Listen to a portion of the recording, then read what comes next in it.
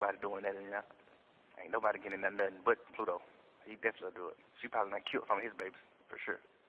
She probably done aborted some of his babies, for sure. 100%. For sure, for sure. He done took that bitch. Man, we went to Dubai one year. He took that bitch to Dubai with her. Her and Brittany, her and that baby mama. Yeah. I know for sure she don't have some abortion.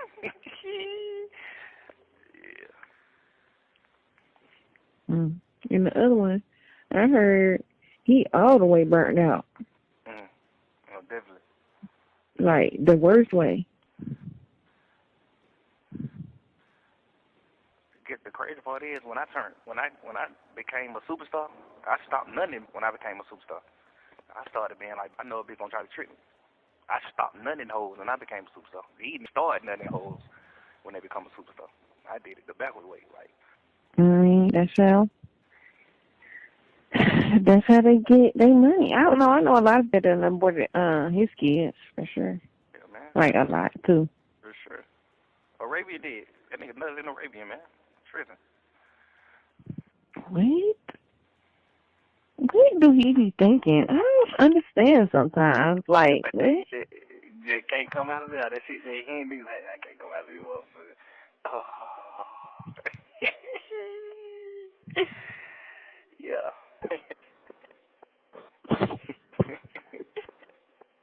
I'm 38, 39, all the kids grown. I'm just straight young and nothing more. Just I'm gonna play a rich shit. That shit, it's really fire, but it ain't.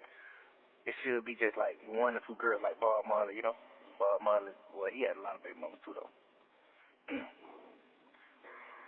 But he was more like a real father too, though. You know what I'm saying? Pluto got to like settle down and really just be with all the kids. People weren't looking at Bob Marley like, ew, you got 15 kids. You got 25 kids. I think Bob Marley got like 25 kids. People weren't looking at him like he was bad because he was like a real father. He was just like super there and just being a super that, being whatever the best he could be. So women, he wasn't like disgraceful to women. Women wanted to have his kids. Pluto is like, you pushing the P, you want to have your kids and but you still got to be like 100% locked in with the kids. You like 100% locked in with the P. That's the wrong way to go.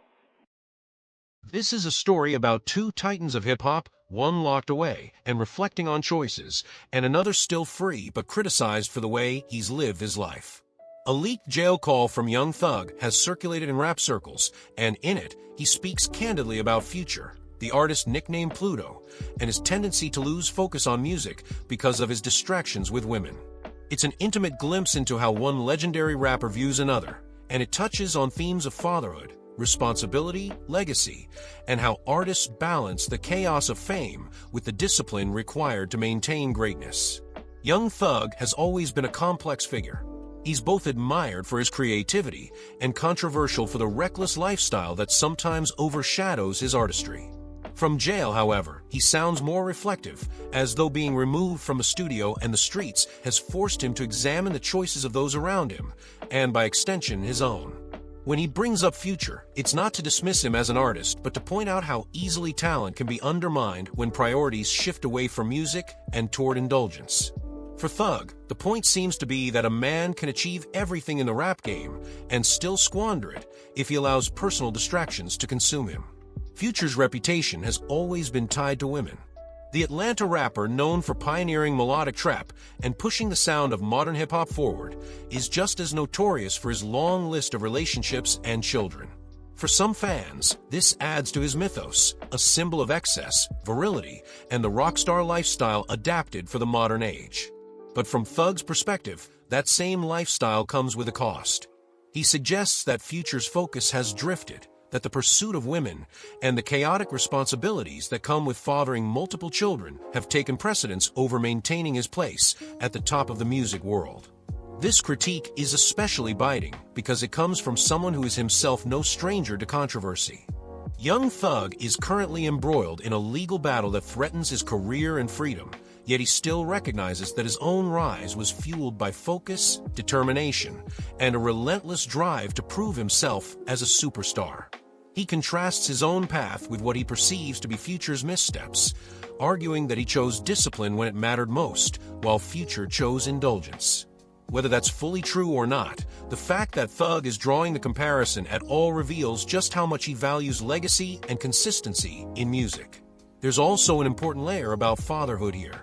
Thug points out that artists like Bob Marley, who also had many children, were seen differently because of how present they were in their kids' lives.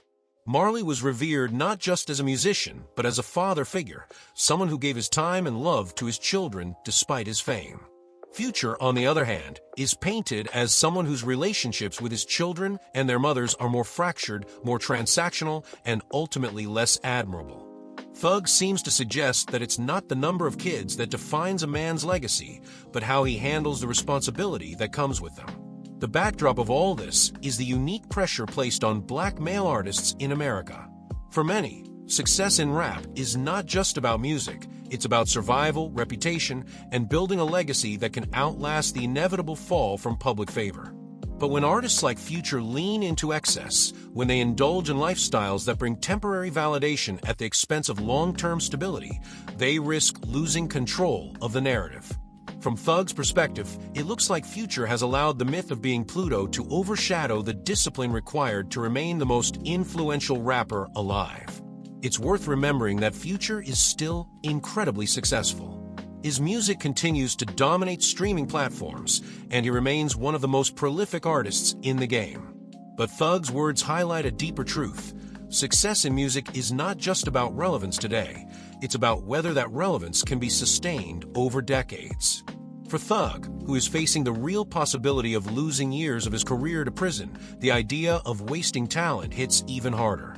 He doesn't just see Future as a peer, he sees him as a cautionary tale. In a way, Thug is also projecting. Locked up, he's forced to confront his own legacy. Did he make the most of his opportunities? Did he allow distractions, violence, or reckless choices to derail what could have been an even greater career? When he critiques Future for letting women take his focus away from music, there's a sense that Thug is also wrestling with how his own decisions led him to a cell. The criticism, then, is not just about Future. It's also about Thug trying to draw meaning from the chaos of his own life.